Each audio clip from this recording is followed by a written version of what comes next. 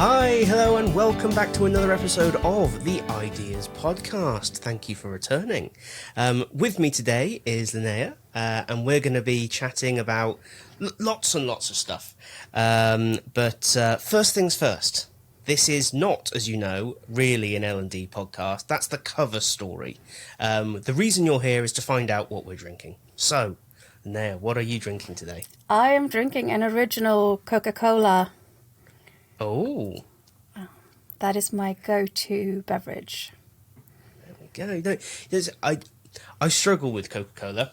I really like the taste. I do not like the feeling it leaves on my teeth. It's just one of those kind of, I can't, yeah.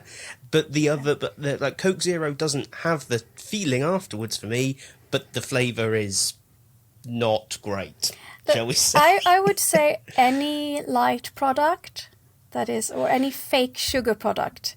To me, yeah. I'm like, I'd rather just skip it. Like, can I have the sugar version or just not? Like, I'd rather have tap water than Coke Zero. Fair enough. There we go.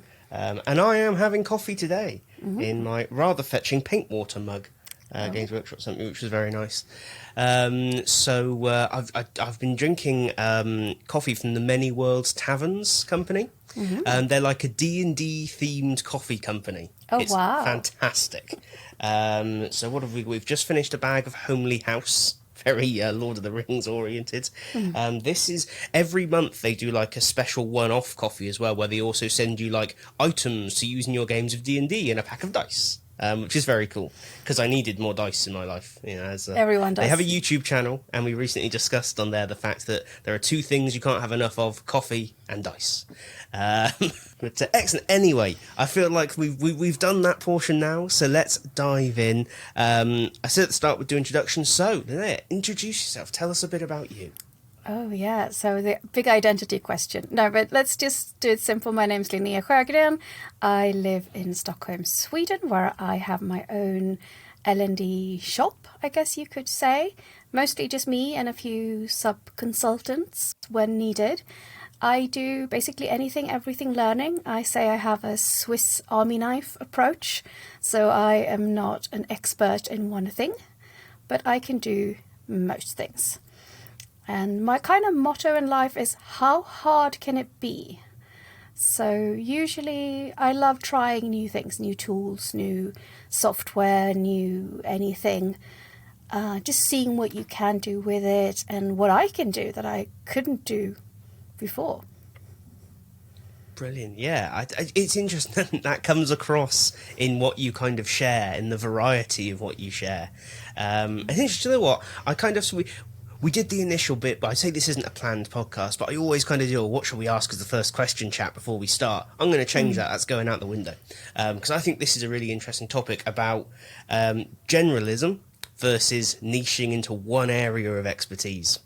It's getting increasingly hard, I think, in my experience anyway, to find generalists. Yes, I agree. Because I've worked very hard to stay there, because I hate the idea of not doing a bit of everything. I can't like, there's stuff I'm really interested in and stuff I'm good at, but I kind of don't want to give up for the other stuff as well. So I mean, what is it that kind of keeps you focusing on that generalism rather than going, that's the thing I'm going to do? I think, well, one of the things is just the curiosity, right? Like, I need to know what's going on in the world and what's happening and what tools are coming out and what you can do with them. And I'm never completely happy with anything that I do or any tool that I have, right? There's always room for improvement. And so I'm always looking for, what else? What more? And the other thing is I would be bored beyond belief if I had to do the same thing for a longer period of time. I mean, just for me, like, even if I do like a lot of animated video, just being able to switch animation tool, like, will help me enjoy my work more. Yeah, no, I think that is kind of similar. I don't know, I feel like there would be a little bit less joy in running my company if I just did one thing all the time. So I was chatting to someone not long ago and they were saying that, I just deal with healthcare, just in America, that's all I create content for. And hey, they love their job and I guess maybe it's just a fundamental difference in where and how you find joy in what you do, maybe, I don't know. Yeah, and I think it's an approach thing as well. I had a discussion with, so I'm a mentor for the GLDC, so I have a few mentees, and one of them, we had a conversation about the sort of generalist specialist thing and where they should sort of go with their career and what they should be thinking about, and they said like, I'm having trouble with my subject matter experts, so I'm wondering if I should just, learn an area, say healthcare or whatever, and create learning inside of that, so I'm not as dependent on having good SMEs, right? Which I thought was really interesting, and I can absolutely see the appeal of that. But once again, I would be bored out of my mind if I had to make only healthcare content.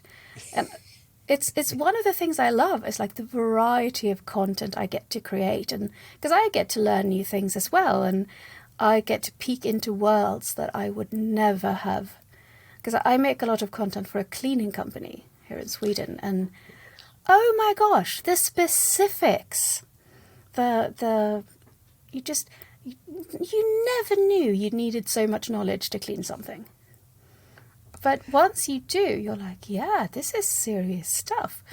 Like this, I did, the last course I made for them was about hospital cleaning, which is super relevant, right? Because how you clean a hospital will basically determine how well disease will spread, etc. So that's no joke. And just realizing like all the things you do and why you do them in a certain order and why the material matters. It's fascinating. But I would never stumble upon that any other way. Right? And then before that, I had a customer, a client who wanted a course on domestic violence. So it's just the variety. And I kind of try to screen my clients to make sure that they have a fairly good subject matter expert. Yeah. But I mean, the struggle is real. Like we all know that. Absolutely. But yeah, no, I wouldn't be able to do it. No, it's interesting to touch on kind of SMEs there, because I think increasingly there's become an awareness of how important this relationship is and the ability to build these relationships. And certainly I know when I started, and I got into LD by doing loads of formal courses and stuff like that, because I kind of figured that was the direction I wanted to. There was very little in any of that about working with SMEs. No. There was far more time spent talking about learning styles, which proved to be maybe less useful than they might have imagined at the time. Who knew? So yeah, you hit the job and you kind of went, oh, these SME people, they're a pain in the arse, basically. And only later, I think, you kind of realize, oh no, hang on, they're not. Maybe it's a bit more, I'm being quite difficult to work with. Or, yes, we've branded them SME, but I've kind of forgotten that literally happened to them overnight. And there's no training for being an SME. You just kind of get, congratulations, you are now an SME. Enjoy. Yeah. So, I mean, when it comes to working with them, what's your kind of, fundamentally, what's your approach to working with SMEs? I would say it's an individual. I try to get to know the SME and how they communicate. Because they're so different. Like I had this amazing SME who was an expert, but I couldn't get them to write anything down. It was just they were not that type of person. As soon as they put pen to paper, they blanked. Wow. So we changed the entire approach. Usually, I have them, send me stuff that they've written down. But here I basically interviewed them, right, to get to the meat of what needed to be part of that course. And sometimes, someone will hit you with a 200 slide deck and I will adapt my approach, my communication style to that. So I think just being like basic communication theory, I guess, just like if you want to be able to communicate with them, you have to adapt to how they think and how they communicate and, what gets them excited and the hardest thing for me is SMEs who don't want to be there. Yeah. They're like, this has been given to me on top of everything else. I didn't ask for this. I don't want to do this. It doesn't even feel important to me. And that's important, right? Because I think actually that's more SMEs than people might necessarily think. I think certainly if you're internal, you'll know that you may have been called on to be an SME and you're like, seriously? More work? Yeah. Great, I was bored otherwise. Yeah, I had so much free time on my hands. Yeah. Yeah, and so that's, I mean, also respecting their time. And sometimes I will call like my contact with the client and I will say, I feel like if we're going to reach deadline, you need to relieve my SME of other work for this to be like feasible, because I don't see, I can tell they don't have time for me, and that's not going to give you like good learning content, and you're going to regret that in the long term, because we're going to create stuff that are hard to recreate or quickly. Like if we make a video, if we record someone talking about something, redoing that because we didn't get what we needed, because the SME didn't have time to consider what we needed, like that's going to be a big problem. It's better to relieve them of work now. Yeah, definitely. It's interesting. I think that kind of goes to that thing of, I think in the past there's almost been this, we know what we're doing, so the SME needs to adjust to us. But I think I totally agree with what you're saying, that actually I think the onus is predominantly, at least, on us to find a way to make it possible for them to help us. Yeah. I think otherwise we put a lot of pressure into a relationship that often, especially I guess very similar to me, you're not there for years at a time. You haven't got, the first year of your career to just build relationships with SMEs. You're coming in from outside and saying, right, let's work together. Yeah, exactly. Yeah, and it's just a question of, like, I don't know, just being humble and realizing that they have no idea what you're asking them to do usually. Like, you usually have to start with, like, establishing the framework, right? This is what I do. This is what I need you for. If you feel like you can't do these things for some reason, I need you to tell me that now. Because it's not a given that you will be able to do all these things, but I have no one else who can do them. So if you can't, we need to deal with that right now. So for some projects, I have 3 SMEs, right? Because there is not one person who can be the SME. Or sometimes I will have a group rather than an SME that will go over everything. And one client I had, they wanted to sort of establish like a lot of routines, but there was nowhere else to find what the routines were. Right. So this group had to discuss like, what should the routine be before I could even start creating training. So that's also a thing. Like, I try to be clear with both SMEs and customers. Like, if it's not written down somewhere else, I'm not putting it in the training. Well, otherwise there's always the danger that it's just not actually a thing. It's just opinion from an individual or a group or whatever it might be. No, absolutely. I think that's, again, it's one of those things that can easily be overlooked. The fact that whatever you create is not momentary, usually. It's ongoing. No. And at the same time, you've got to think of the end user, I think. If they want to recap something, do they really have to redo your whole course? If it was just written exactly. down No, I mean, they usually have an intranet or something, right? They should, all the rules, all the routines, all the stuff, they should be there in, easy to access PDFs or whatever, step-by-step instructions. And if they're not, I try to work with them parallel to create those at the same time, at least, so that when we launch the course, they are also available. This is it. I think it's the, I always describe it as the less sexy side of that world is knowledge management rather than L&D. I feel like instructional design and e-learning and video is all very exciting, and knowledge management is a bit like the company's librarians. But actually, it's essential. Yeah. Because otherwise stuff drifts around, and then whenever someone goes, this SME knows everything about everything, but it's not documented. Yeah. It's like, are you not terrified? What if they get hit by a bus?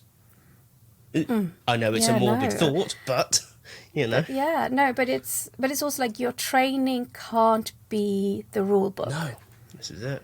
Like, you can't say if you want to know how to do your job, you have to go back to the training, or you have to take this training. Like, and it can't be like, what happens if the training, I don't know, gets old and isn't updated, or and you change rules, etc. Like, it has to be like, usually if we reference documents, I usually even add this little, warning sign, like the latest digital copy on the intranet is the one that you have to follow. So if this is not the same, it's the intranet copy that is the correct one always, because I know things are going to change, and I just want to make sure that we establish, where do you find the answers if you're insecure, or if you have several answers. No, definitely. Which one do you go with? Yeah, it was one of my favourite things to do actually when building, especially like induction and onboarding content, is most of the content was actually saying, to learn how to do this, go to the knowledge base page, whatever it might be, because then the knowledge team will keep that up to date automatically. Then you don't have to update the training, because you're just pointing them to what they're actually going to use in their job, rather than telling them in a learning environment that is not real, There's always that kind of, oh great, this is onboarding training, so if I forget, and back then it was working at a water company even, so it was kind of like, whether it's pipe work or how something connects, or what to do when someone moves home and these kinds of things. Processes like that change all the time. I speak to L&D teams now and they're like, oh, we have to update this course every 3 to 6 months. It's just like, why? You're clearly writing your courses wrong. Yeah, or you don't need a course. Well, yeah. Because that's also, and it's kind of counterintuitive as a consultant to tell people you don't need training. Like, they come to me and they're like, we need training. And we go through it and I'm like, no, you don't need training. You need a manual. Yeah. Like, you don't need training. You need to upgrade your intranet. Or,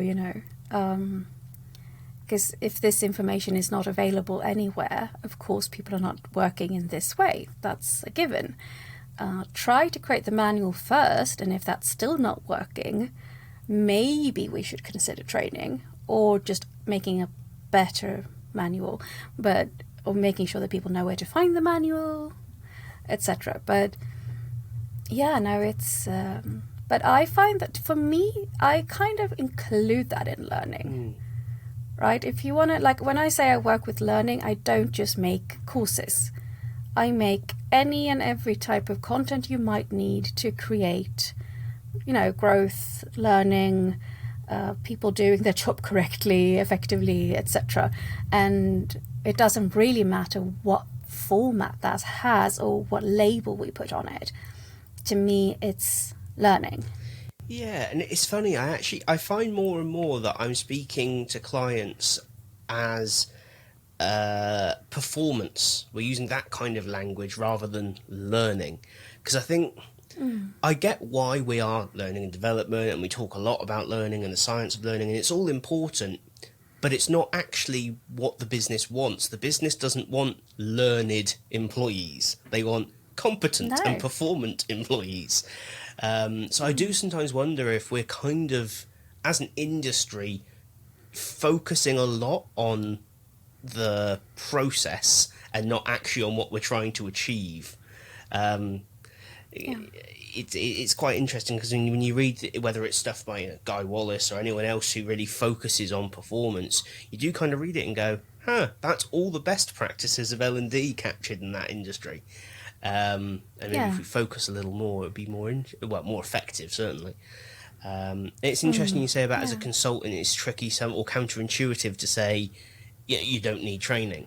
But I think when we don't do that, and you might disagree, but when we don't do that and we just plough ahead, we kind of devalue everything that we do in the industry, but also we kind of set that stage of everything is a training issue moving forward, so it kind of becomes a rod for our own back. No, absolutely, and it's also like, if the courses are not giving the value that the client is expecting, they're not going to come back to me. Absolutely. Right? So it's also about being like a good partner to your clients. And saying, and sometimes I say, like, if you really want to build learning, Like, I'll build you some training. I just don't believe that that's the solution. If you're adamant that this is what you want, you have money, I need money, I have a business, you want to buy something from my business, like, you can have whatever you want, but I just can't recommend this. And I think that's it. And I think that's why I get a little bit concerned sometimes when we hear quite combative language within our industry about how we need to tell them they're wrong and that, it's us against the business and all this kind of thing. And I kind of think,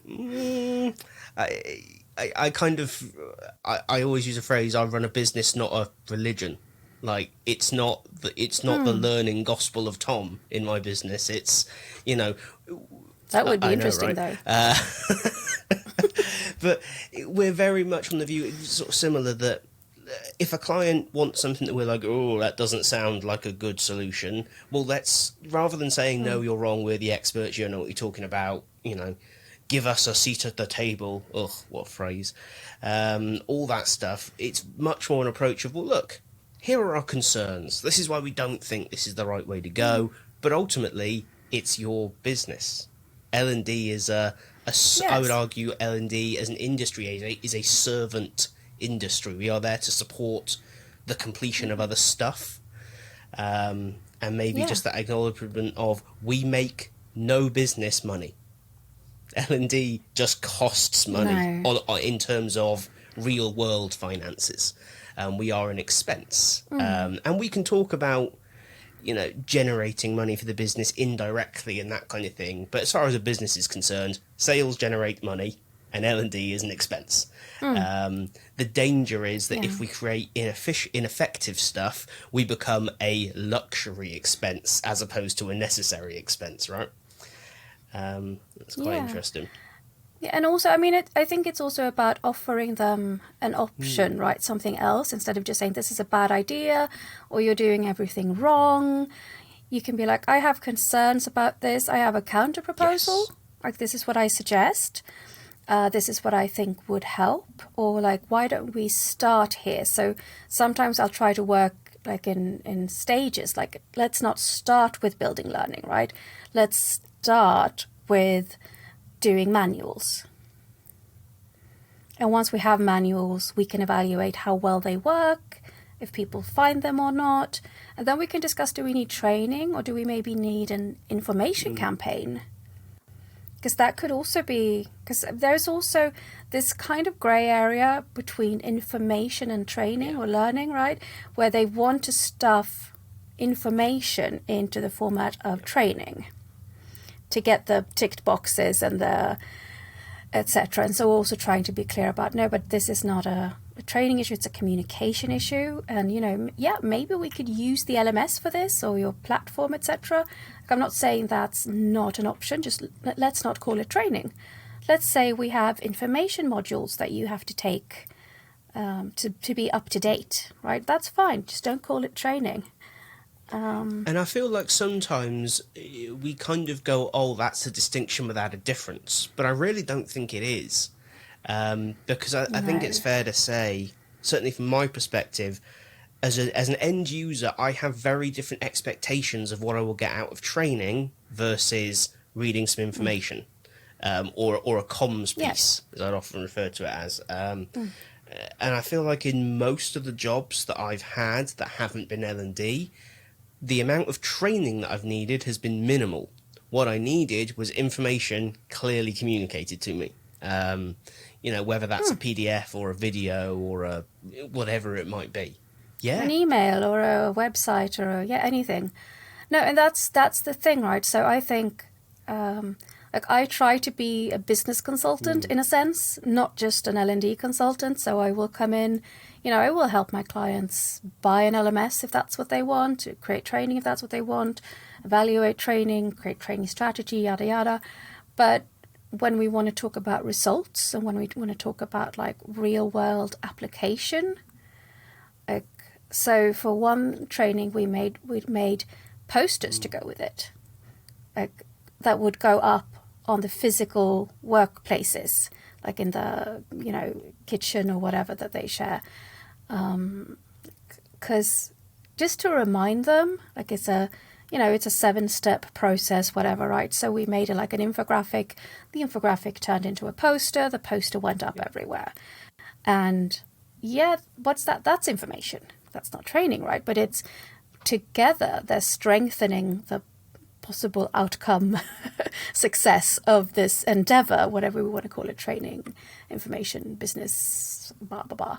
No, it's funny that I'll always remember having a chat with someone in a comms team about posters. Because I was a bit kind of like, do posters work, and where can you put them? Because people tend to just walk past them and not look. And I was telling him, so what do you think? What's your opinions? What you found? He's like, there's one place in every office you can put posters and people will look at them and see them regularly. He's like, you put them on toilet doors. The bathroom. And it's like, that's genius.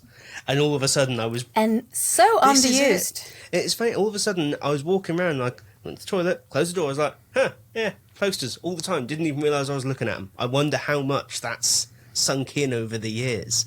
And now whenever we do a campaign piece, we talk about toilet doors.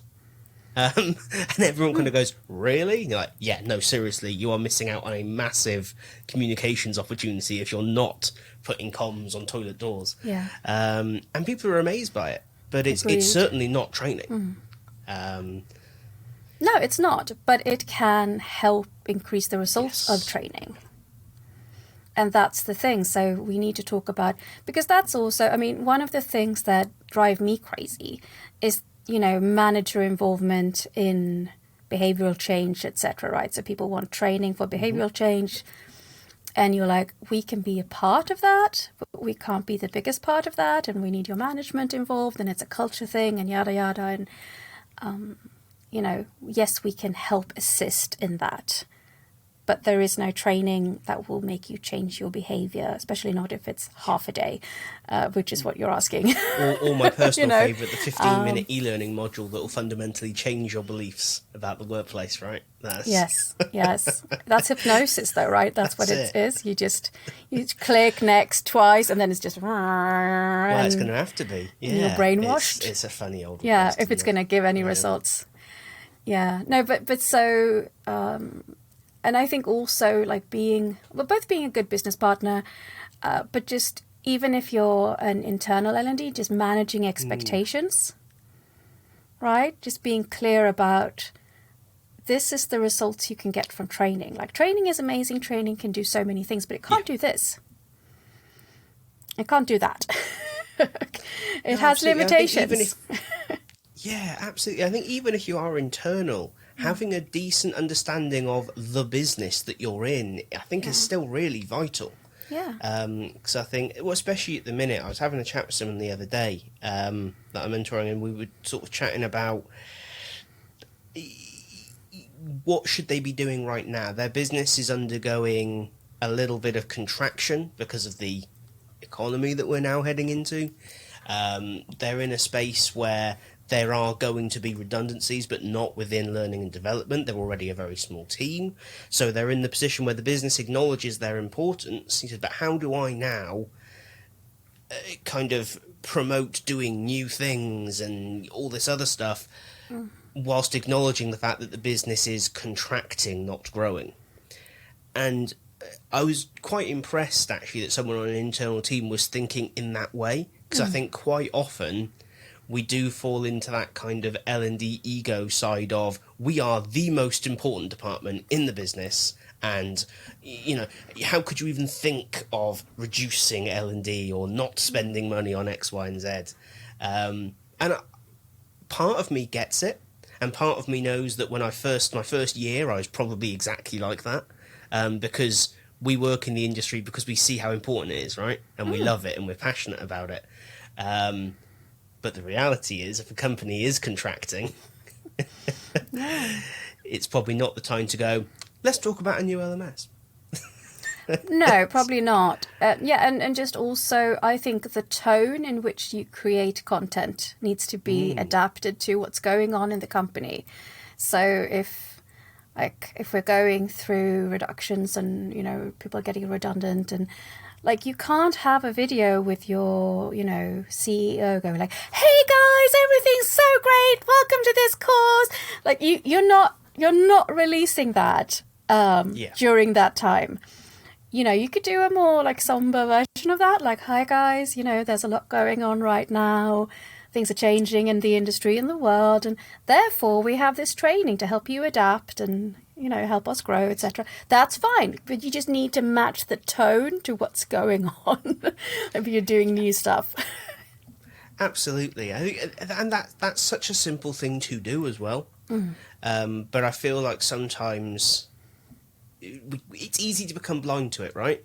Yeah. Business acumen is not really, again, like SME management, it's not on the list of core L&D skills even now. No, it's not. Which is kind of concerning in some ways. Quite often when we consult with internal L&D teams, we'll talk to them about budget and how they're spending that across a 5-year period. And it's not in the skill set of anyone on the team, even those responsible for the budget. Like, they could be fantastic L&D professionals, but they've just got no concept of what role, or comparatively speaking, where their budget sits in the business and what it looks like and what other people's perception of their use of a budget is going to be like. Yeah. It's quite fascinating. And also it's hard for people to understand if they have a big or small budget, I think, because they don't know what other companies have as a budget. So as a consultant, I think that's easier, because we talk to lots of people and we know what kind of a healthy budget is for a project versus what it's not, right? Whereas internally, you're just given this bag of money and it just has to be enough. Yeah. No matter what happens. And sometimes it is a big bag of money and sometimes it's not, you know. Though I must admit, I think I've found, if I'm honest, the best, or certainly the most innovative, I think, solutions that I've seen internally from businesses have come from smaller budgets. Yeah, but restrictions feed creativity, right? So that's... Definitely. So yeah, I mean, assuming that the people on board are creative and engaged and want to create good learning, I think sometimes restrictions or a lower budget can be helpful, because you can't go with your like usual thing. Yeah. But I've also seen examples where that just means everything's created in storyline and looks the same and feels the same and sounds the same, and there's no new anything, because we're paying for storyline, so that's what we're using, and we're paying for this LMS, so that's what we're using. And so I think it can go both ways. Depends on the team, I think, and the sort of management and company culture around it. I think one thing I have seen with the larger budget side of things sometimes is just an over-reliance on money will fix it. Yeah, no, and I mean, but that's the thing. I don't think they know what they need the money for, because they don't know how much anything is. So usually I will create if they ask me to create something, I will also give them a quote, right? I usually actually charge hourly, because I can prefer that, because most of my clients don't really know what they want, so I know they're going to change their mind. And that's just easier to deal with than a fixed price. But they will be given a ballpark, this is what I think it's going to be if we follow this plan that I'm suggesting, or to give you what you want. And sometimes people will be like, oh, not more. And others will be like, how much are you? And I'm not changing my variables, right? It's just their previous experience of budgeting for L&D and what they, I guess, think training is. They're like, how much can it take to make some PowerPoints? And you're like, no, that's not what I do. Yeah, I must admit, it took me a long time to get over the urge for that response to be, well, you do it then. Yeah, but I mean, no, what I do now is I do a version of that, which is really nice, which is, well, long term, I could teach you to do it yourself, and that would save you a lot of money. That's a good shout. That's a very good shout. So just because also I feel like while I don't want to lose my clients, I also don't want to do the same thing over and over again. Yes. So I do want to help my clients long term become more self-sufficient, especially for things like making really simple animated videos or voiceovers, or, you know, updating content or creating their own, you know, fairly okay looking PDFs. I feel like I'd rather teach them how to do that and then go do something else somewhere else than have them be reliant on me. Yeah, no, absolutely. Because I think there is, certainly at some level, within L&D, certainly I think maybe in mid to junior L&D positions, there is sometimes resentment to things being outsourced that they could do or learn to do. Absolutely, yeah. Especially with the amount of money that us swindling consultants charge for our services. Yeah. You know, Yeah, it's a rip-off. but yeah, this is it. But I think part of that does come from a history of don't tell other people how to do it because then you won't have a job. You know, but we're not yeah. really in that market anymore. As you say, I think No. there's always another. There's always someone looking for help on something, as you say. Yeah. So I think we do ourselves, I think, credit, and we improve the position of the industry by helping organisations improve, rather than just going, "Yes, I'll take your money." Yeah, here's your e-learning. Yeah, Thank you for your business. this is it. I mean, Yeah, no, we're not even- selling pizza, right? So Yeah, yeah, no, it's a bit, but it's also like, even if the company or the client becomes more self-sufficient, that might mean that they will need me for other more fun, advanced things that they can't be taught, or that they don't need often enough for it to be worth teaching someone how to do, etc. Right? So it doesn't mean that I necessarily lose the client. It just means that I can help the client with different things. this is it. And I think if a relationship with a client doesn't evolve over time, it's not really good for either of you. You're stagnating, and they're not really getting value for money, because they're effectively paying to fix kind of individual tactical problems, but on a strategic level, they're not making any progress. And it's funny, I look back and I've got clients that originally I came in and made all their content for them. Now, whenever they hire someone new to the L&D team, we train them for like 5 days in the approach that we created for them and how to use their content. That's now all we do for them. Arguably, it's far less work, but you know, it's allowed us to evolve, and it's allowed the business to become more self-sufficient. And I wonder, had I just said, no, we don't do that, but I'm happy to keep making content with you, would I have any work with them now? Probably not. They'd find someone else to do that then, I think. Exactly. But I also just think a client wants to be, they want to feel like their consultants or, companies they hire actually care about them. Definitely. Right, and their business, right? So by me saying, yes, I'll come in, I'll build this for you, but if you add this much, I'll also train you to do it yourself in the future, or that means they understand that I care, and that will give us a great relationship going forward, which also leads to recommendations, right? Which is also super important when you're a consultant or have your own company, that someone else says, well, we hired Linnéa, and boy, let me tell you, it was amazing. Rather than, we've been stuck with her for 5 years now. She does the same thing over and over again. It's okay, I guess. But you do hear that, especially about some of the kind of big firms. So in the UK, I've heard we're pretty tied in with blah-de-blah, because we bought into their platform and they made our content for us, but we don't really have any internal talent. So now whenever we need anything, we just go to them. But it takes ages and it's expensive, and it's all very their style. It's not really about us. And I think that's how smaller consultancies and freelancers are now being able to get these kind of roles.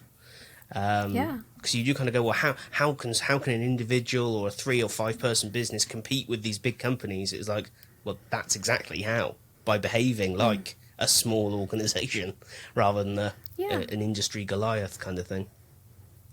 Yeah, because it's also like, I don't sell run-of-the-mill content that I create very similarly for all my clients.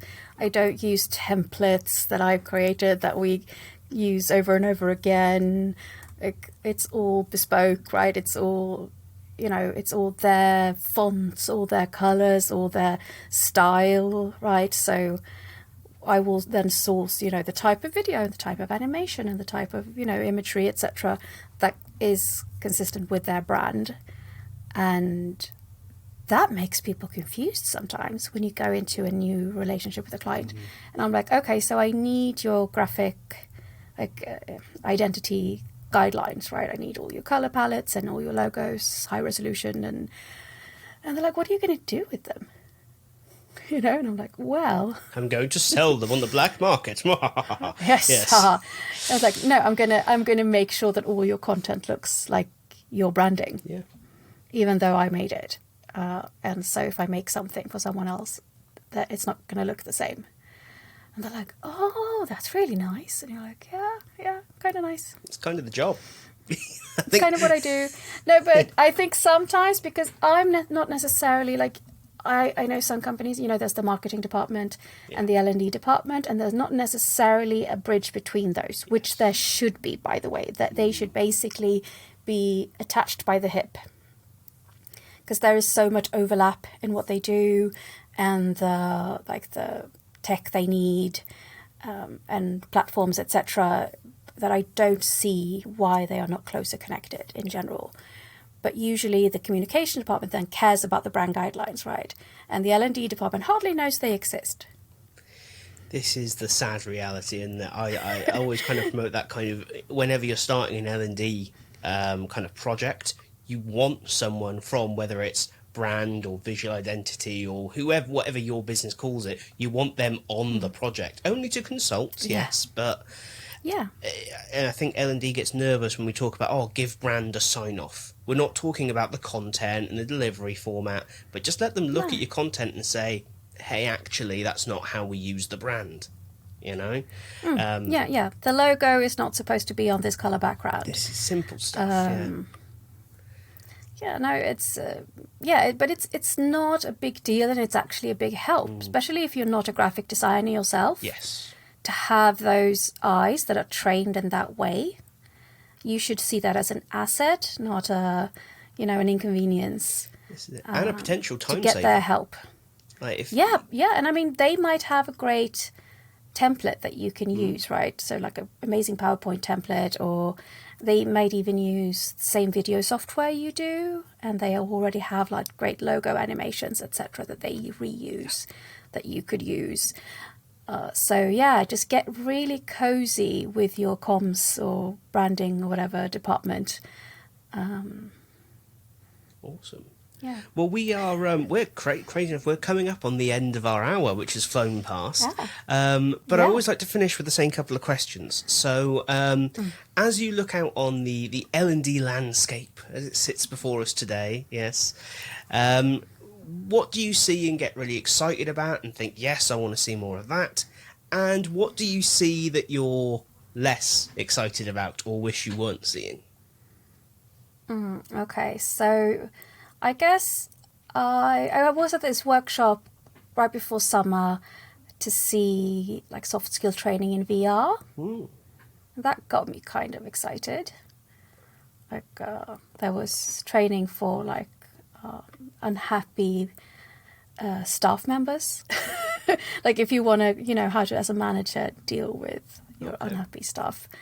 And they had taken in actors who, actually yelled and, they were bad actors, right? They were real actors, not like we had someone from come in and pretend to be Steve like from they accounts. were real actors.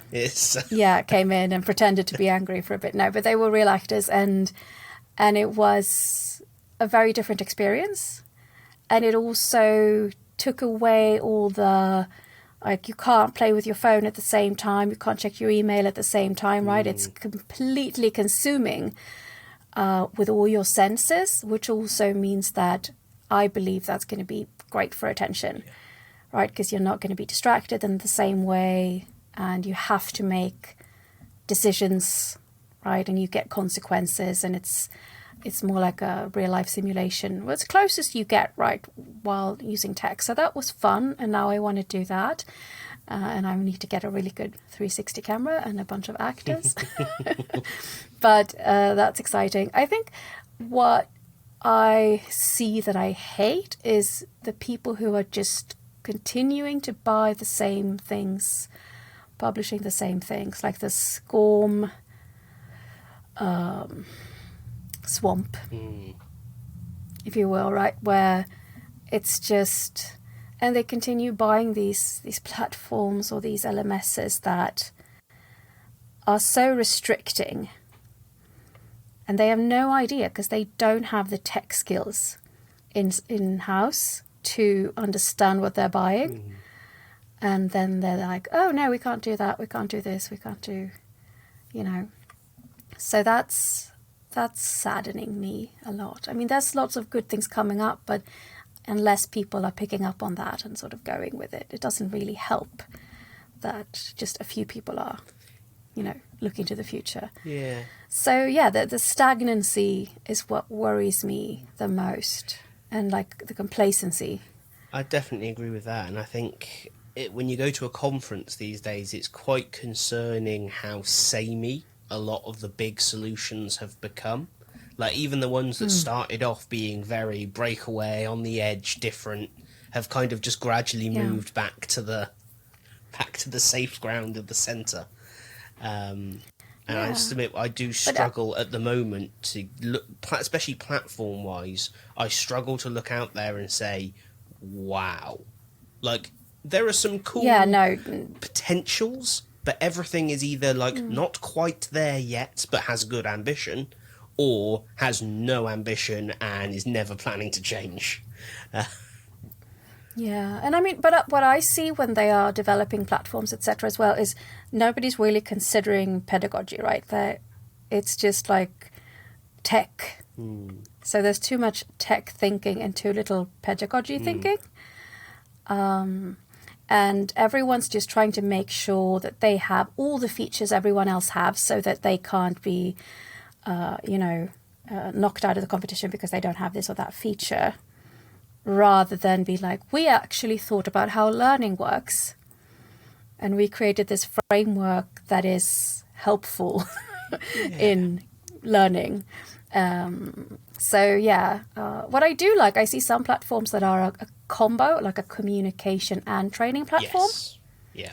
And that I like. I mean, they're not super innovative or anything, but I like that they are sort of acknowledging that sometimes it's not training, it's information.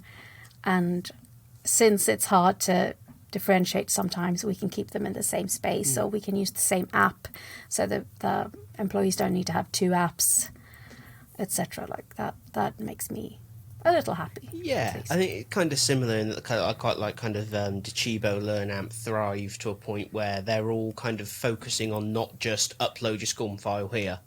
They're trying to think about, as you say, what is the comms channel? How does kind of coaching and mentoring and skill goals and gradual progression fit into this platform? Like, none of them have nailed it, but they're all at least trying to go in that direction, which really helps. Yeah, they have, I think I was at an event where they presented Thrive to like Swedish companies, because it was sort of new in Sweden. And I looked at it, and a lot of it is like, they're like, this is really innovative, and I'm like, but some of the things I do really like. One of the things I like that I can't believe not everything has is, if you reuse a module, the system knows you've already done it and doesn't force you to take it again. Yeah. Why is that not everywhere? This is it. And it's one of those funny... Because that drives me nuts. This is it. It's one of those funny things where, 6 or 7 years ago, Docebo did it.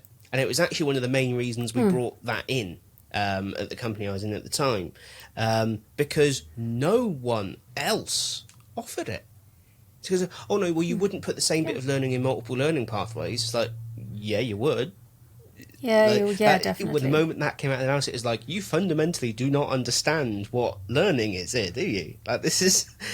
They had a very traditional, a course is a piece of e-learning, or an in-person experience, or a this. It could never be a combination thereof, or ever have options.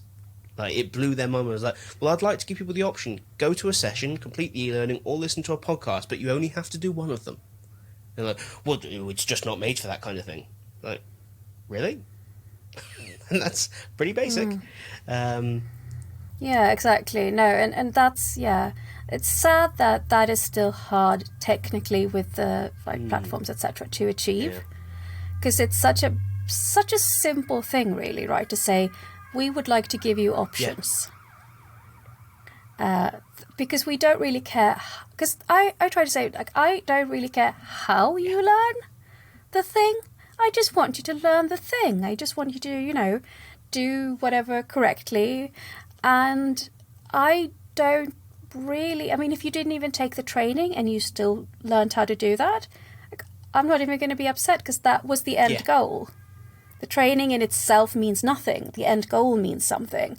So as long as you reach the end goal, I don't really care how you got there. I think that's... and I don't mind giving you some options. I think that's a brilliant sort of point there.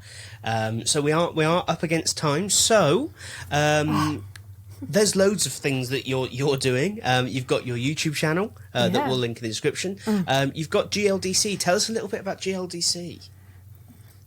Yeah, so I became the co-organizer of the GLDC in February this year, but the GLDC is the Global Learning and Development Community.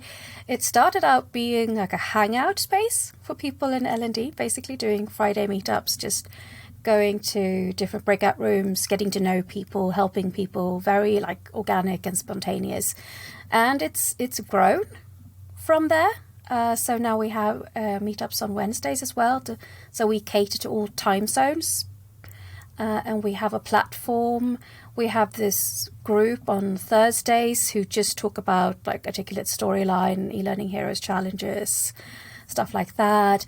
We have, during the summer, we've had an initiative where we've helped teachers transitioning into L&D, so we've been focusing on them on Fridays, and we're going to continue helping them. We haven't decided exactly on the format yet, and we also have a mentorship program. As I mentioned, I am one of the GLDC mentors, and so we actually, without any cost, offer mentors. So it's people in the GLDC helping other people in the GLDC, and I think that's like what I love the most about the GLDC is it's a space to connect, but also to give and get help. And you can do both at the same time. You can both need a mentor and be a mentor, right? you can both attend groups and be in charge of groups, etc. So if you're interested in any of that, you go to mygldc.com and you find all the information needed there. Fantastic. And obviously we'll have a link to that in the description of this episode as well. And finally, if people want to get in touch with you and continue the conversation, where's the best place to do that? LinkedIn is good. I hang out way too much on LinkedIn. But otherwise I do have a website, linneasjögren.se, and you can go there and find every type of contact information you might desire. Thanks for tuning in to this episode of the Ideas Podcast. Before you go, please consider leaving a review, a comment and a like on YouTube, and of course letting us know in the comments what you're taking away from this conversation. Until next time, have a great day.